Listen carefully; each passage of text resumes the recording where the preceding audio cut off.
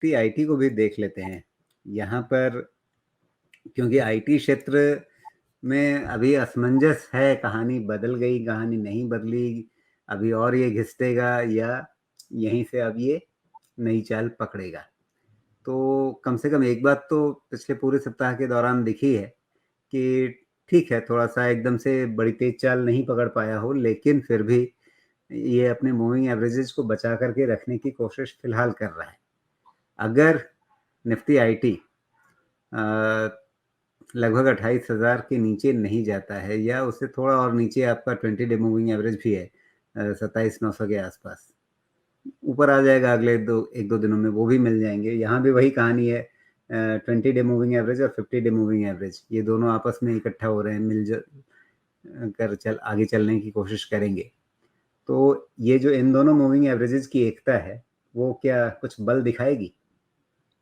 Based on IT का जो result हमारे यहाँ आया है उसके बेसिस पे तो यही कह सकते थे कि निफ्टी आईटी एटलीस्ट अभी जो अपना बॉटम बना है वो नहीं टूटेगा।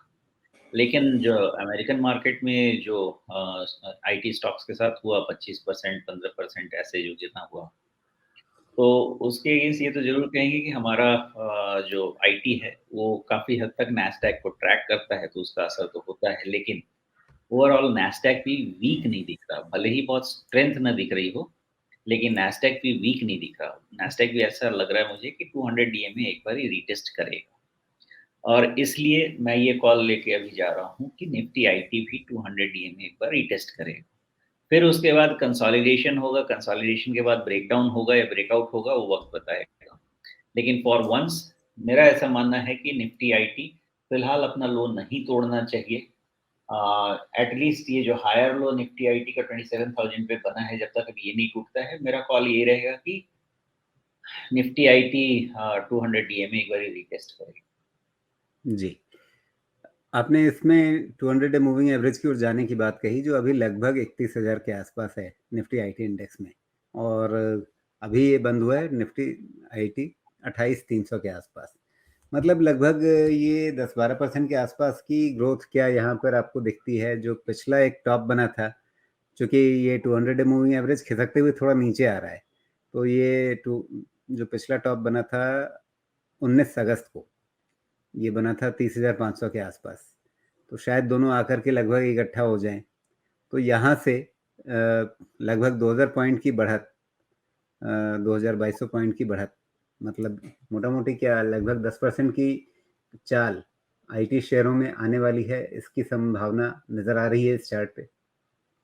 तो अगर पिछले 2-3 हफ्तों का डिस्कशन ले तो मैंने यही कॉल लिया है कि निफ्टी आईटी स्टॉक्स में, सेलेक्ट आईटी स्टॉक्स में जिनके रिजल्ट्स अच्छे रहे हैं, उसमें यहाँ से अपसाइड और डाउनसाइड के 50-50% चांसेस हैं।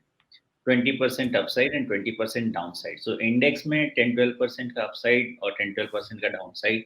उसके अगेंस्ट जो रिजल्ट्स अच्छे आए हैं कंपनीज के, उनमें आप 20% थोड़ा आउट परफॉर्मेंस रख सकते हैं। और वही, उससे ज़्यादा फिलहाल मुझे आईटी में बहुत ज़्यादा अभी रैली नहीं दिखती है। देखिए आईटी एक दो लेकिन एक क्वार्टर शॉर्ट टर्म ट्रेड तो निकलेगा ना फिर बहुत सारे शेयरों में इस सेक्टर के। होगा जी, बिल्कुल होगा। तो उसके लिए तो मैंने ट्रेडिंग स्टैंड पॉइंट से हमेशा अभी 2-3 हफ्तों से कह रहा हूँ, जब रिजल्ट समझ में आ गया कि आईटी में आप ट्रेड कर सकते हैं लॉन्ग।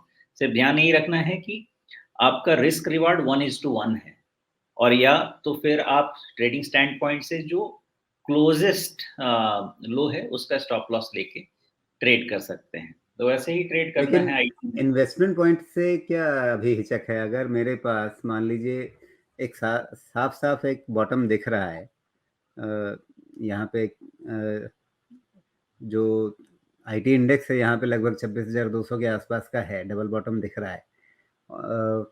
अगर मुझे ये भरोसा बन रहा है कि हाँ अब ये बॉटम नहीं टूटना चाहिए, तो फिर ठीक है, थोड़ा सा डाउनसाइड है, उस डाउनसाइड के बीच रहते हुए मैं एक्यूमुलेट कर सकता हूँ इन शेयरों को। अगर ये मेरा टाइम होराइजन 2 साल 3 साल का है, मतलब ठीक है, थोड़ा घिसटेंगे, 6 महीने रिटर्न नहीं देंगे, उसके बाद देंगे। आईटी में 100% बाई इस लेवल पे नहीं करना। क्यों नहीं करना है? बिकॉज़ बहुत क्लैरिटी नहीं है अपने पास। तो आईटी में क्या करना है, 50% इन्वेस्टमेंट जो आपने स्टॉक में करना है कर दीजिए, बाकी 50% को स्टैगर्ड फैशन में डालिए, और स्टैगर्ड फैशन के लिए उसको बचा के रखिए। और किसी दिन अगर क्रैक होता है बड़ा उस दिन के लिए, या फिर क्लियरली वेट करना है कि 200 ईएमए के ऊपर स्टेबलाइज हुई है इंडेक्स। जब तक ये स्टेबलाइज नहीं होता है, इसका लॉन्ग टर्म ट्रेंड वापस नहीं आएगा।